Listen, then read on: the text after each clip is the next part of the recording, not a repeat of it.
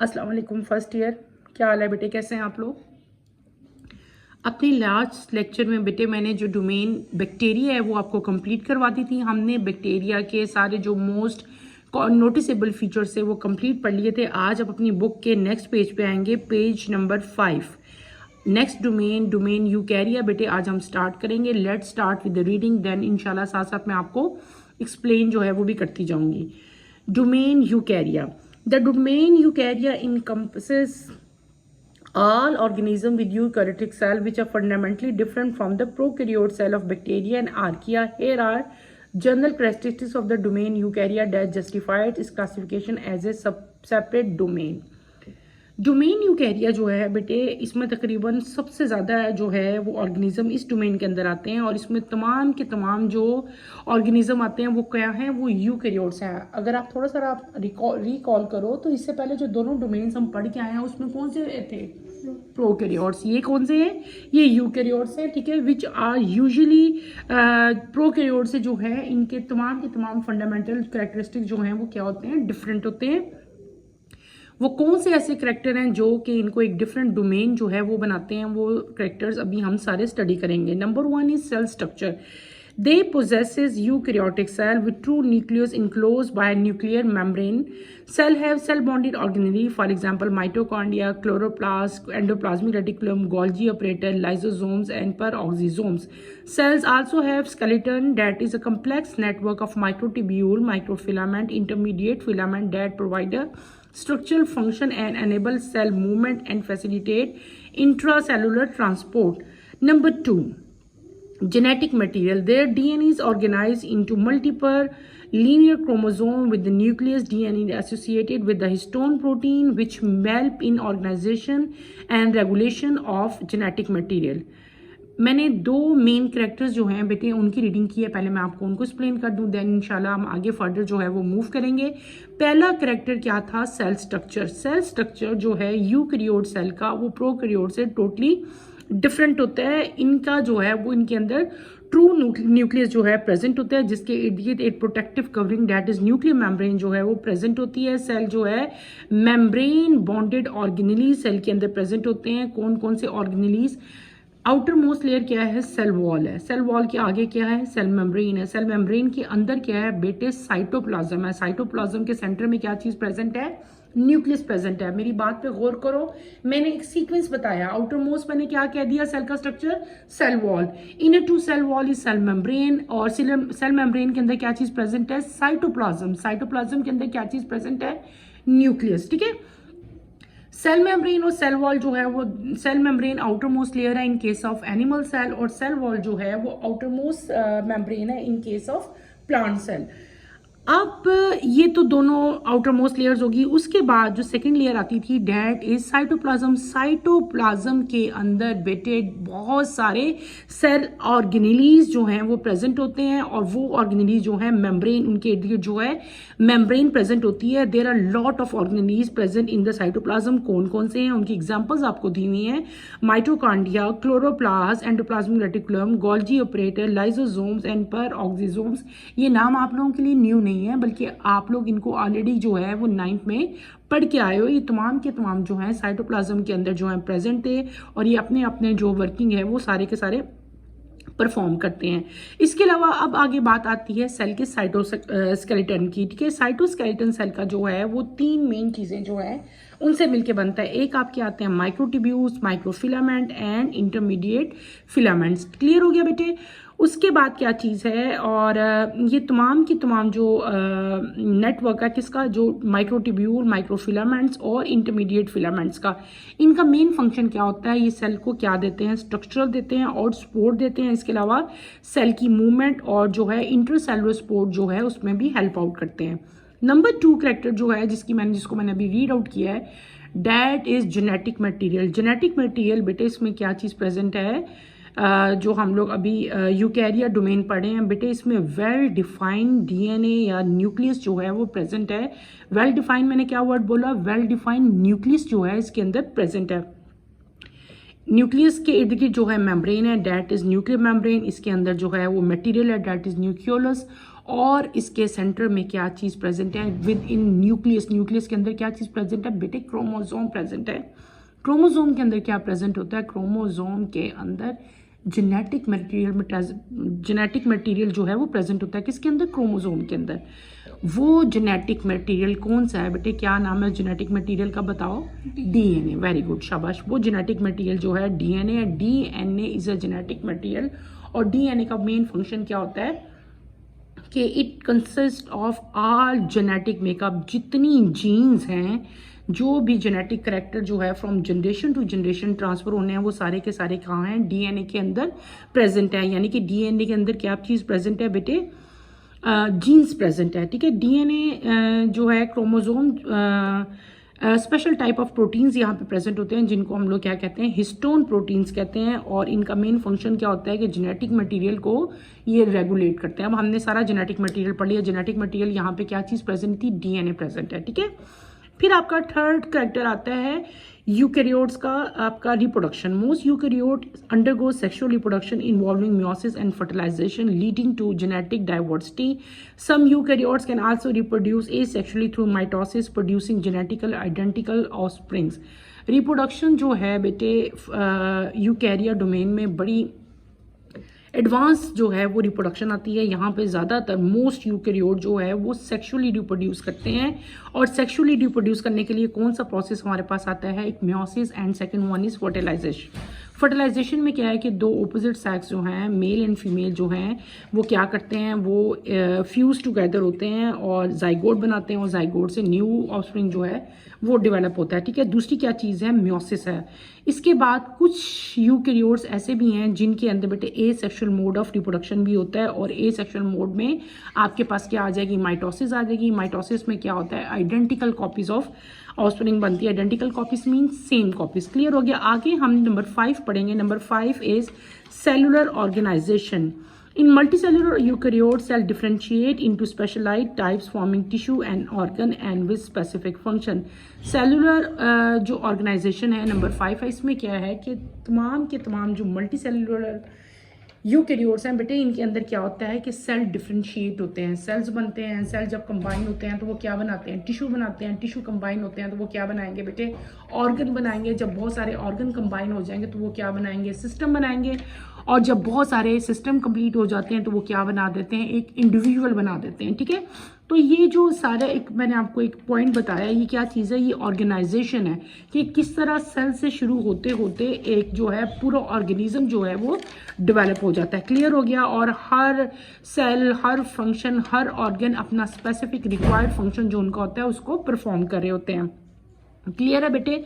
अगले कैरेक्टर पे हम चलते हैं। वो क्या है? Evolutionary relationship. Eukaryotes are believed to have originated through endosymbiosis with where certain prokaryote cells such as mitochondria and chloroplast were engulfed by a host cell leading to a symbiotic relationship. Next character मैंने जो आपको बताया dash is evolutionary relationship. इसका मतलब होता है कि जो यूकैरियोट्स हैं उनका किसके साथ पीछे से लिंक्ड है। अगर हम उनकी हिस्ट्री को देखते हैं बेटे, हर लिविंग ऑर्गेनिज्म का किसी न किसी के साथ एवोल्यूशन आ रहा होता है, यानी कि वो किसी न किसी से डेवलप हो रहा होता है। तो इसी तरह हम यहाँ पे बात करेंगे कि यूकैरियोट जो हैं इनकी रिलेशनशिप जो है वो किसके साथ है। यूकैरियोट्स जो है ये बिलीव किया जाता है कि जो है ये ओरिजिनेट हुए हैं फ्रॉम एंडोसिम्बियोसिस। एंडोसिम्बियोसिस क्या है? एंडोसिम्बियोसिस एक फिनोमेना है जिसमें सर्टन जो प्रोकैरियोट सेल होते हैं, for example mitochondria and chloroplast, ये दो की आपको एग्जांपल दी हुई है। ये क्या होते हैं कि वर इनगल्फ बाय होस्ट सेल। आपने दो सेल पढ़े हुए ना, एक होस्ट सेल होता है और एक होस्ट सेल है। जब हमने सिम्बियोसिस का रिलेशनशिप पढ़ के आए थे तो मैंने आपको बताया होगा, आप 9th में आपको याद होगा बेटे, सिम्बियोसिस एक ऐसा रिलेशनशिप होता है जिसमें दो लिविंग ऑर्गेनिज्म जो है वो इकट्ठे रह रहे होते हैं। ठीक है। या तो दोनों को जो है बेनिफिट हो रहा होगा या एक को बेनिफिट होता है और एक को हार्म होता है।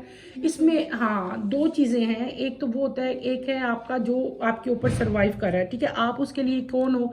आप उसके लिए होस्ट हो। ठीक है। और वो आपसे क्या ले रहा है? इसी तरह होस्ट यानी कि जिसके ऊपर दूसरा ऑर्गेनिज्म डिपेंड कर रहा है वो ऑर्गेनिज्म होस्ट होता है। तो यहाँ पे क्या है कि जो होस्ट सेल हैं वो क्या करते हैं, वो माइटोकॉन्ड्रिया क्लोरोप्लास्ट जो है वो इनगल्फ कर लेते हैं दूसरे पार्टनर का जो उसके ऊपर डिपेंड कर रहा होता है, ठीक है। तो यहाँ पे आपको क्या बताया हुआ है कि जो यूकैरियोट्स हैं बेटे, इनके बारे में एक प्रेडिक्शन है, बल्कि बिलीव है एक, कि ये जो हैं ये ओरिजिनेट हुए हैं कहाँ से, एंडोसिम्बियोसिस से, ठीक है। ये बात क्लियर होगी। यानी कि एंडो, अब सिम्बियोसिस क्या चीज़ है, ये वो फिनोमेना है जिसमें जो प्रोकैरियोट सेल्स हैं वो जो है इनगल्फ यानी कि खा लिए थे, इनटेक कर लिए थे किसने, जो है होस्ट सेल ने, ठीक है। और ये जो एंडोसिम्बियोसिस है ये एक रिलेशनशिप है किसमें, बाकी डोमेन्स में और डोमेन यूकैरिया में। ये सारे बेटे मैंने आपको मेन जो करेक्टर हैं किसके, डोमेन यूकैरिया के, हमने मेन करेक्टर सारे स्टडी कर लिए हैं। इनको आपने अच्छी तरह से डिटेल से मेरे बेटे आपने इनको लर्न करना है। इसमें कोई डिफ़िकल्टी हुई, कोई मुश्किल हुई तो you can feel free to ask any question. अब हम अपने नेक्स्ट टॉपिक की तरफ चलते हैं। टॉपिक 1.2 है आपका, बिल्कुल पेज के एंड पे, इसको गौर से देखो। टेक्सोनोमिक हायरार्की क्या है, टेक्सोनोमिक हायरार्की, टेक्सोनोमिक टेक्सोनोमी से निकला है, हायरार्की अभी मैं आपको डिटेल से बताती हूँ what does this word mean. The classification of living organism is organized into hierarchical system that allows scientists to categorize and understand the relationships between different forms of life. This system includes several levels known as taxa, singular taxon, each representing a rank in the biological classification system. The primary level of this hierarchy are kingdom, phylum, class, order, family, genus, and species. Below is a detailed description of each level. मैंने क्या भी आपको मैंने topic जो है start करवाया वो क्या है, टेक्सोनमिक हायरार्की मैंने टॉपिक शुरू करवाया। बेटे क्या चीज़ है कि हम लोग, आपको पता है देयर ऑफ लॉट ऑफ, इतने ज़्यादा हैं कि मैं कैलकुलेट ही नहीं कर सकती क्या ऑर्गेनिजम्स, वो ऑर्गेनिज्म, लिविंग ऑर्गेनिजम्स की बात हो रही है। वो प्लांट्स भी हैं, वो एनिमल्स भी हैं, lower animal, higher animal, mosses, ferns, fungi, algae, bacteria, lot of बेटे मिलियंस की नंबर में हैं। तो इतने ज़्यादा नंबर ऑफ लिविंग ऑर्गेनिज्म को स्टडी करना, उनको याद रखना जो है वो बहुत मुश्किल था।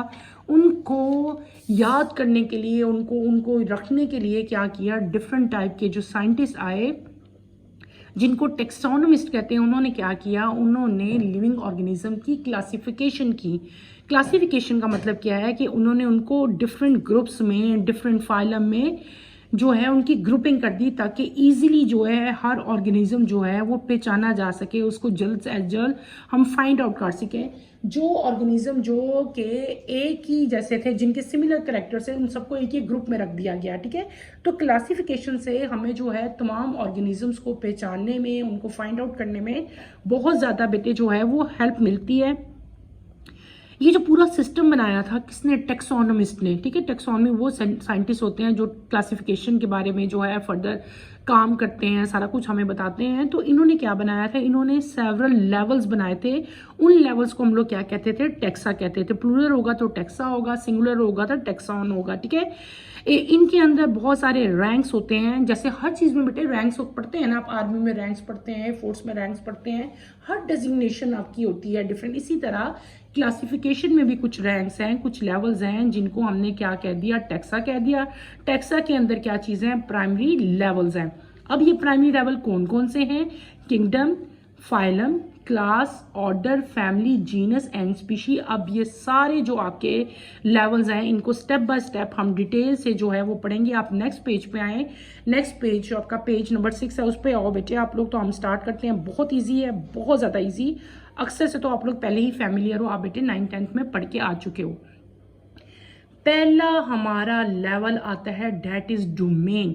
डोमेन आप लोगों के लिए नया वर्ड है, आप लोगों के कोर्स में 9th में आप लोगों ने डोमेन नहीं पढ़ा था, दिस इज न्यू, ठीक है। ये एक नया एक लेवल आया है, ठीक है। Domain, what is domain, it is the highest level of classification. Currently there are 3 domains, archaea, bacteria and eukarya. सबसे हाईएस्ट लेवल जो क्लासिफिकेशन का है बेटे वो कौन सा है, डोमेन है। क्या है, डोमेन है। देयर आर 3 डोमेन्स, तमाम के तमाम लिविंग ऑर्गेनिजम्स को हमने कितनी डोमेन में डिवाइड कर दिया, 3 डोमेन्स में। कौन कौन सी, अभी मैंने आपको पढ़ा, बैक्टीरिया, वेरी गुड, शाबाश। नेक्स्ट आपका आता है kingdom. The kingdom is one of the highest taxonomic rank just below domain. It groups together all the form of life that share fundamental characteristics. Example, in kingdom Eukarya there are several kingdoms such as Animalia, Plantia, Fungi and Protista. Domain के बाद जो second आपका level आता है classification का, that is known as kingdom. क्या कहते हैं उसको? किंगडम कहते हैं। किंगडम में हमने क्या कर दिया कि बहुत सारे जो ऑर्गेनिज्म जिनके फंडामेंटल करैक्टर जो थे सिमिलर थे उनको हमने रख दिया।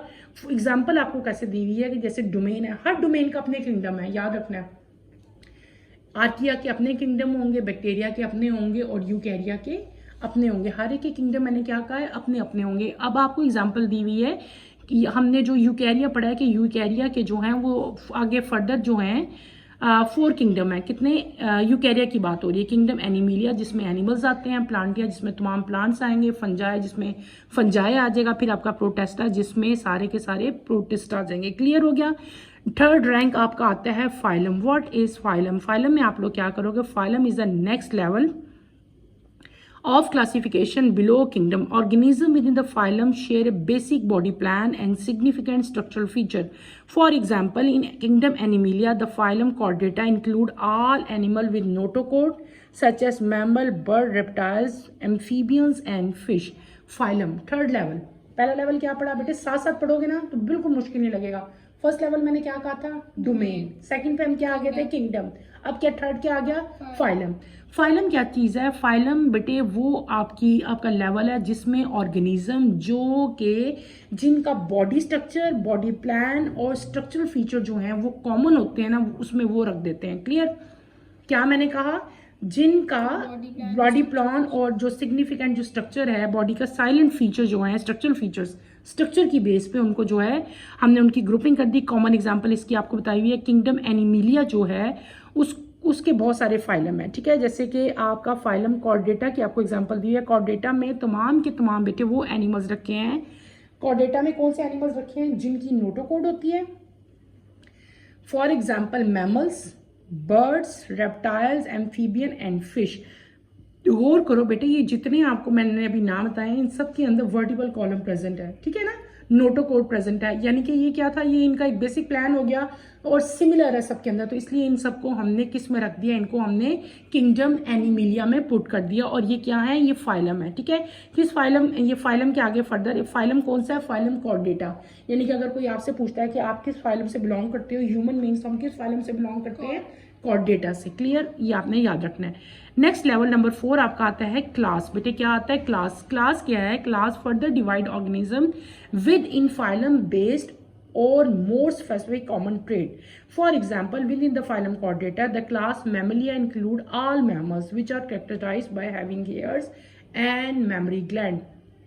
क्या चीज़ पढ़ी मैंने? क्लास क्या है कि वो ऑर्गेनिज्म, यानी कि पहले आ गया फाइलम। फाइलम में बहुत सारे एनिमल्स आते हैं।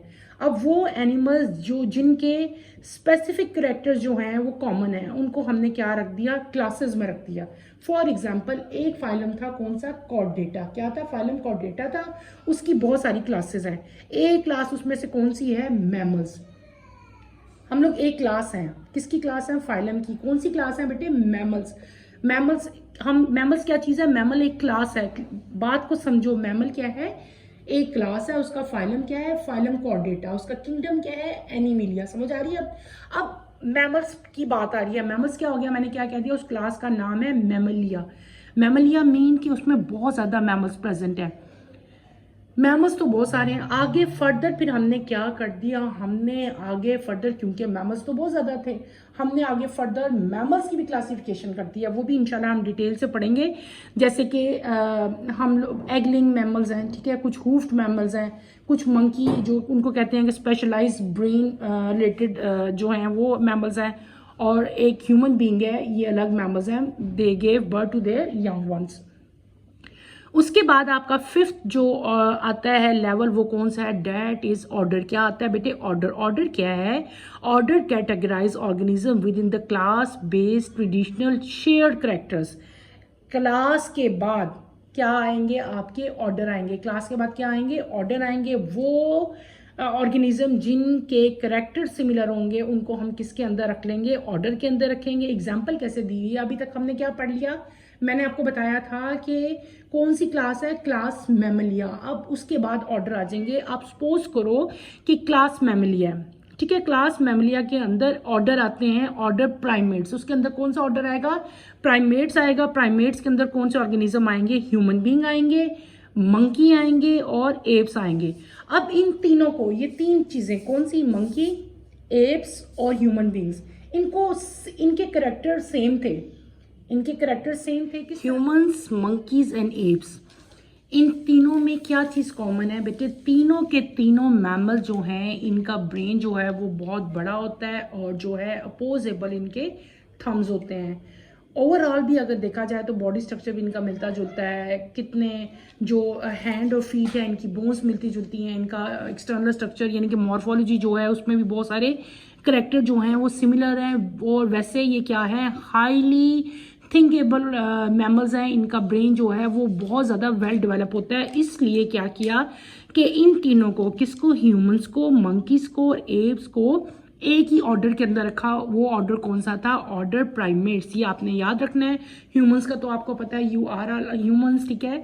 इसके अलावा मंकीज का भी बेटे आपको पता है। और एप्स क्या है, एप्स जो बहुत बड़े बड़े मंकीज होते हैं, आपने अक्सर जो है टीवी वगैरह पे देखे होंगे। जू में तो मेरे ख्याल से पाकिस्तान में शायद चिंपैंजी एक या दो किसी किसी सिटी में होंगे, हर जू में जो है वो एप्स जो है वो प्रेजेंट नहीं है।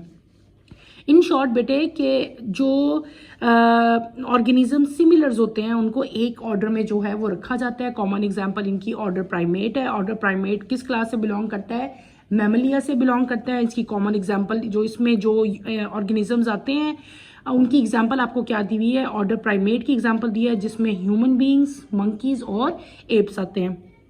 नंबर 6 आपका लेवल आता है family. Family group organism within order, there are even more closely related, sharing more precise common attributes. Example within the order primate the family hominidae include great apes and human. उसके बाद हमारा अगला level, किसके बाद बात कर रहे हैं, ऑर्डर के बाद अगला लेवल आता है फैमिली। फैमिली में वो ऑर्गेनिज्म रखे जाते हैं जो कि बहुत क्लोजली एक दूसरे के साथ रिलेट हो रहे हों, ठीक है, एक दूसरे के साथ कॉमन उनके कैरेक्टर जो हैं वो मैच कर रहे हों। फॉर एग्जांपल अभी हम एक ही आगे एग्जांपल करते आ रहे हैं। हमने क्या अभी पढ़ा था कि ऑर्डर कौन सा पढ़ के आए थे, ऑर्डर प्राइमेट। ऑर्डर प्राइमेट में 3 ऑर्गेनिज्म की एग्जांपल्स हमने पढ़ी थी। अब क्या हुआ, जब आप बेटे ह्यूमन, मंकी और एप्स को देखो ना, अगर खुद ऑब्जर्व करो तो आपको मंकी जो है वो ह्यूमन और एप्स से डिफरेंट लगेंगे, और जो ह्यूमन और एप्स होंगे उनकी जनरल मॉर्फोलॉजी जो है वो क्या लगेगी, वो सेम लगेगी, ज्यादा क्लोज होंगे एक दूसरे के साथ। कौन, ह्यूमन और एप्स, और मंकी जो है वो उनसे डिफरेंट लगेंगे। इसलिए मंकी को हम लोग क्या कर देंगे, सेपरेट कर देंगे। और क्योंकि ये दोनों सिमिलर लगेंगे तो एप्स को और ह्यूमंस को हम एक ही फैमिली में रख लेंगे, और इस फैमिली का क्या नाम होगा, फैमिली होमिनिडी, ठीक है। ये इसकी कॉमन एग्जांपल होगी। आगे आपके पास नेक्स्ट लेवल आ जाता है, लेवल नंबर 7, जीनस। क्या, genus is more specific rank within the family, grouping species that are very closely related and often visually similar. Genus क्या आता है, फैमिली के बाद रैंक आता है बहुत सारी स्पीशीज जो कि सेम होती हैं, क्लोजली एक दूसरे के साथ मैच कर रही होती हैं, एक दूसरे की तरह की लग रही होती हैं। तो क्लोजली मैच स्पीशीज को हम लोग एक जीनस में रखते हैं। इसी एग्जांपल को हम आगे लेके चल रहे हैं, यानी कि जो फैमिली होमिनिडी है इसको हम लोग किस जीनस में रखेंगे, होमो में। यानी कि अब जीनस अलग हो गए, होमो में कौन आ गया, ह्यूमन आ गया, और उसका जो है वो डिफरेंट हो जाएगा जीनस किसका, एप्स का। अभी तक तो यहां तक तो सिमिलर आ रहे थे ना, लेकिन अब आके बेटे क्या हो गया, डिफरेंट हो गए। नेक्स्ट लास्ट लेवल आपका आता है जो क्लासिफिकेशन का, वो कौन सा आ जाएगा बेटे, वो आ जाएगा आपका स्पीशी।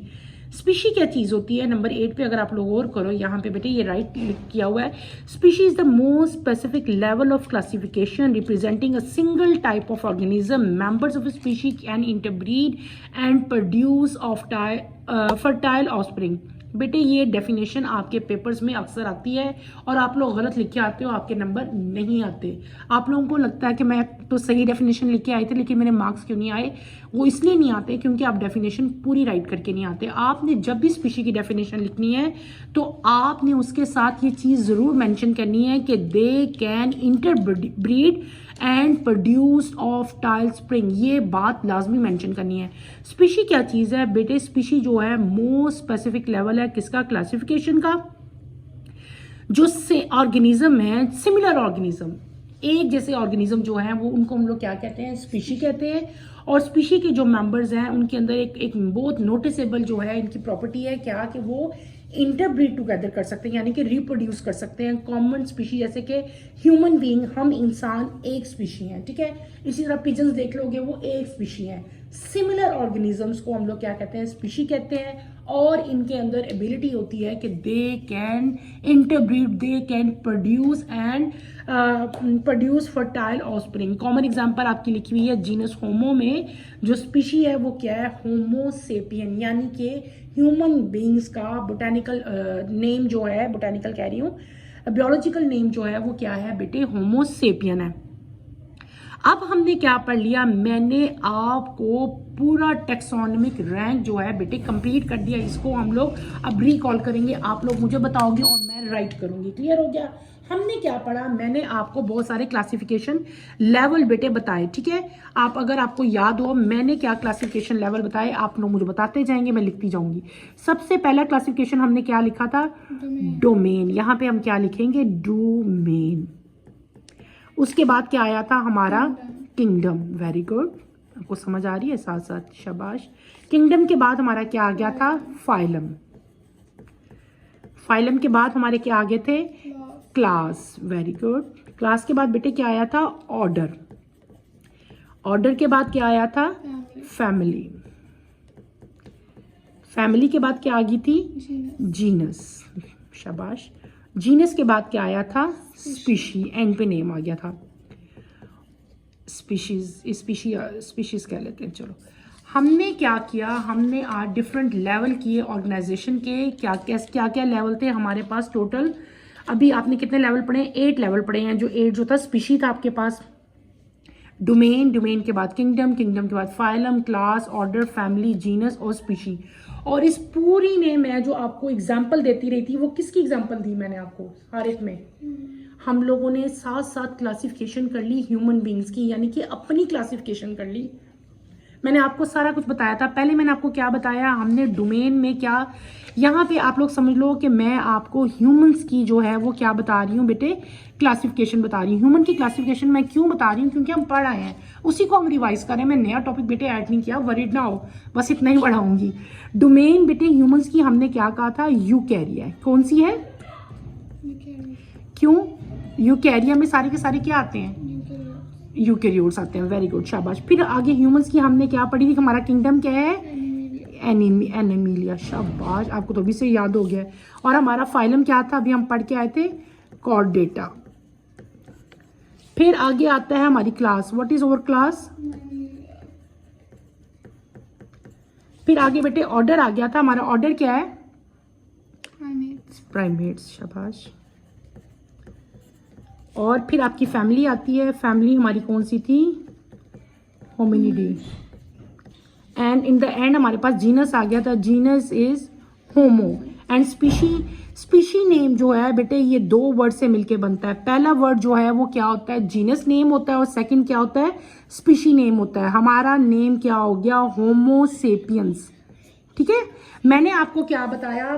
मैंने आपको बताया कि स्पीशी नेम लिखने का एक तरीका होता है। ये 2 वर्ड्स लिखते हैं हम लोग, एक होता है एक जीनस नेम और एक होता है स्पीशी नेम। जीनस नेम का पहला लेटर हमेशा बेटे कैपिटल लिखते हैं, और दूसरा जो आपका वर्ड होता है उसका पहला लेटर आपने क्या लिखना है? स्मॉल लिखना है। तो ये क्या हो जाएगा? ये स्पीशी नेम बन जाएगा होमो सेपियन। ये पूरी की पूरी हमने क्लासिफिकेशन किसकी पढ़ ली? ह्यूमन बींग्स की पढ़ ली। देखो बेटे, सब बच्चे डिफरेंट होते हैं। ज़रूरी नहीं है कि हर स्टूडेंट ने टॉप ही करना होता है। कुछ कम मार्क्स लेते हैं, कुछ उससे कम मार्क्स भी लेते हैं। इसमें कोई बुराई नहीं है, कोई बुरी बात नहीं है। ये तो एक कैटेगराइजेशन हो जाती है ना। ज़रूरी नहीं है कि हर बच्चा ही टॉप करे, ठीक है ना। तो ये एक छोटी सी बात मैं आपको बता रही हूँ कि ज़रूरी नहीं है कि हर बच्चे को इजीली जो है वो क्लासिफिकेशन इसी तरह याद हो जाए। इसका एक आसान तरीका है कि आप एक फार्मूला भी बना सकते हो। सबका पहला वर्ड लिख दो, EAM, फिर P आता है आपके पास, फिर H3। ये मैंने एक छोटा सा फार्मूला बना दिया, आप इसको राइट कर लो।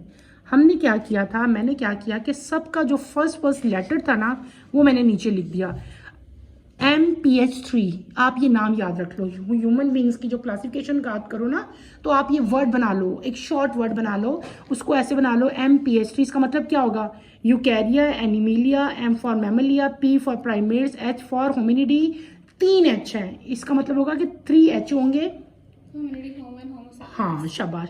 तो ये छोटा सारा एक वर्ड बना लेते हैं हम अपनी आसानी के लिए, ताकि हमें क्लियरली जो है ये साथ साथ पता चल जाए। क्लियर हो गया बेटे। हमने आज का टॉपिक हम यहीं पे एंड करते हैं। हमने क्या कर लिया, मैंने आपको आज के टॉपिक में अपनी थर्ड डोमेन यूकैरिया बेटे कंप्लीट करवाई मैंने आपको। उसके बाद हमने क्या किया, हमने जो है टेक्सोनोमिक हायरार्की जो है वो आज स्टार्ट की। उसके बाद मैंने आपको तमाम के तमाम जो क्लासिफिकेशन के जो लेवल्स थे वो बेटे करवाए, और उसमें हमने जो है साथ साथ ह्यूमन की एग्जांपल जो है वो हम साथ साथ करते रहे, यानी कि हमने साथ साथ ह्यूमन बीइंग की क्लासिफिकेशन भी कंप्लीट कर ली। इन द एंड मैंने आपको बता दिया, एक शॉर्ट बता दी कि अगर आपको इस तरह याद करने में प्रॉब्लम होता है तो बेटे आप इस तरह एक शॉर्ट टाइप का वर्ड अपनी आसानी के लिए बना सकते हो। इस तरह बनाओगे तो आपको ये वाला वर्ड याद कर लो, MPH3, तो आप इजीली जो है अपनी क्लासिफिकेशन राइट कर सकते हो। इंशाल्लाह अपने कमिंग लेक्चर में हम लोग जो है किंगडम जो है बेटे, यानी कि डोमेन हम पढ़ रहे हैं, ठीक है ना। हमने ये फर्स्ट लेवल डोमेन कंप्लीट कर लिया, यानी कि ऑर्गेनिजम्स की 3 डोमेन्स थी। इंशाल्लाह कमिंग लेक्चर में मैं आपको जो है वो किंगडम स्टार्ट करवाऊंगी। इससे पहले आपके कोर्स में 2 क्लासिफिकेशन और भी हैं, इंशाल्लाह वो भी हम कमिंग लेक्चर में कंप्लीट करेंगे। कमिंग लेक्चर की नोटिफिकेशन के लिए बेटे आप चैनल को शेयर करो, लाइक करो और सब्सक्राइब करो, और इसके साथ ही मुझे भी इजाज़त दो। इंशाल्लाह कमिंग लेक्चर में फिर मुलाकात होगी। टिल देन अल्लाह हाफिज़ बेटे, अपना ख्याल रखिएगा। अल्लाह हाफिज़ फर्स्ट ईयर।